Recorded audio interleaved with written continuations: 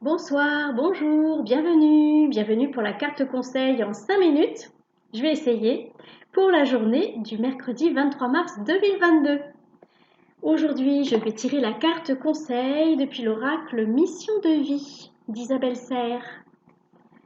N'hésitez pas à partager cette vidéo aux personnes qui pourraient être susceptibles d'être intéressées et que ça pourrait aider. N'hésitez pas. Merci pour vos likes, vos commentaires. Ça fait toujours chaud au cœur. Merci à vous tous qui regardez ces vidéos. Ça me fait plaisir et j'espère que ça vous aide.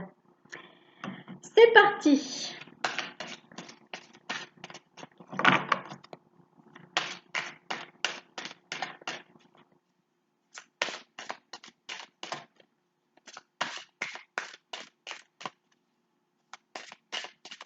Excusez-moi, la carte a du mal à sortir. Alors, ça y est. Oh oh! Tout un programme. Ego. L'ego. Tout un programme. Pas facile de sortir de l'ego. Parce que, bon, l'ego, il est là, il nous sert, mais il faut toujours trouver l'équilibre hein, pour pas être trop dans l'ego, que ce soit un ego surdimensionné ou un ego sous-dimensionné. Parce qu'à partir du moment où on dit oh, oh non, mais je suis pas très douée, oh, je suis nulle, oh non, mais je sais pas bien faire, voilà, on se juge, on se critique, et puis on est dans un ego sous-dimensionné. Donc on est encore dans l'ego. Au contraire, quand on a un ego surdimensionné et qu'on se croit meilleur que tout le monde et supérieur à la norme, bah, on est aussi dans l'ego. Hein. On a plus cette notion d'être dans l'ego quand il est surdimensionné. Mais il ne faut pas oublier que quand il est sous-dimensionné, l'ego, eh ben, on est encore dans l'ego.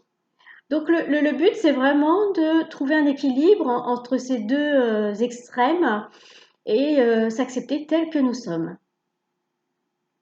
Alors, que nous dit le petit livret? Parce que je pense qu'il y a un message derrière tout ça, en plus de ce que je viens de vous dire. Alors, tes guides te disent bien qu'il y a une question d'ego qui bloque ta vie professionnelle. Ah, alors si l'un ou l'une d'entre vous a un blocage dans sa vie professionnelle, visiblement cela vient de l'ego. Cela peut être de la fierté venant de ta part. Rassure-toi, nous avons tous de l'orgueil et parfois il peut nous guider vers une situation professionnelle qui ne nous convient pas. Tes guides te demandent de prendre un temps de pause et de te poser la question de savoir si ce que tu souhaites faire est bien en lien avec ce que tu veux au fond de toi ou si ce n'est pas plutôt en lien avec le fait de briller aux yeux des autres ou leur faire plaisir. C'est vrai que souvent on va prendre une voie professionnelle par rapport à ce qu'on nous a dit, ce qu'on nous a conseillé, par rapport aussi à comment dire, ce qu'on va pouvoir, comment dire, je ne voudrais pas reprendre le mot briller, je cherche un autre mot, étinceler, je ne sais pas, par exemple, oh, je vais me faire avocat parce que avocat, ça en jette quoi, voilà. Avocat, on est respecté, ou médecin, on est respecté, voilà. Des fois, on prend des voies professionnelles pour de mauvaises raisons.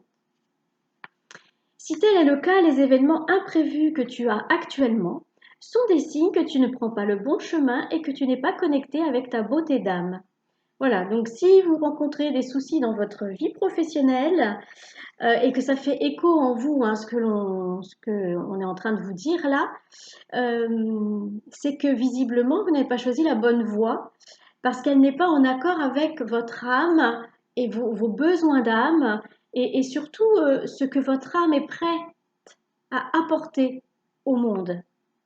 L'ego peut aussi t'amener à te comparer aux autres et cela est aujourd'hui un vrai frein pour ton avancée professionnelle. Effectivement, quand on se compare, ben soit on se sent inférieur et du coup on n'arrive pas à avancer et à faire ce qu'on veut faire, soit on se sent supérieur ou meilleur et du coup ça plaît pas toujours aux autres hein, et puis du coup ça fait des freins au niveau professionnel quand Quand on se croit meilleur que tout le monde, les collègues, bah, ça les gonfle, hein.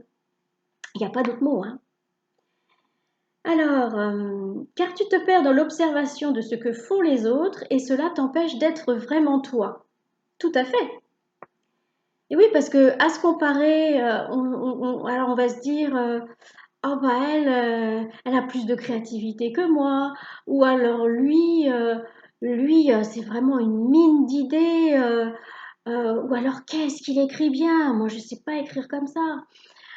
Et du coup, ça va nous freiner dans, bah oui, peut-être qu'on n'écrit pas de la même manière que l'autre, mais peut-être que notre façon d'écrire, elle est tout simplement géniale et que ça va parler à d'autres personnes. Il y a quantité de livres où bah voilà, on va commencer à lire le livre, ça va nous plaire, on va être embarqué dans le truc, ça va être génial. Et puis on va pouvoir lire un autre livre et là, ça va être l'horreur parce que c'est pas écrit d'une façon qui nous parle à nous. Donc on a chacun notre vibration qui va venir euh, apporter quelque chose à une certaine catégorie de personnes. Cela peut être l'ego des autres. Cet ego peut se manifester par des critiques non constructives, des énergies négatives, des situations de malaise. Alors oui, effectivement, si vous êtes à l'écoute des critiques non constructives, hein, vraiment des choses qui sont là pour casser, pour freiner, pour enfoncer, si vous êtes à l'écoute de ça, ben, vous allez plonger dans ce système. Donc, être à l'écoute de critiques constructives, ok. Mais sinon, si ça devient toxique, si vous sentez que vous êtes mal à l'aise, laissez tomber, c'est que c'est pas pour vous. Et cela te déconnecte de la confiance et de l'affirmation de toi-même. Bah, effectivement, si vous plongez vers le bas, eh bien, vous perdez confiance en vous et puis du coup, vous n'arrivez même pas à apporter ce que votre âme a à apporter. Du coup, tu peux voir l'impression d'être bloqué et figé par les autres. J'avais dit 5 minutes, c'est pas sûr, on est déjà à 7 minutes 17.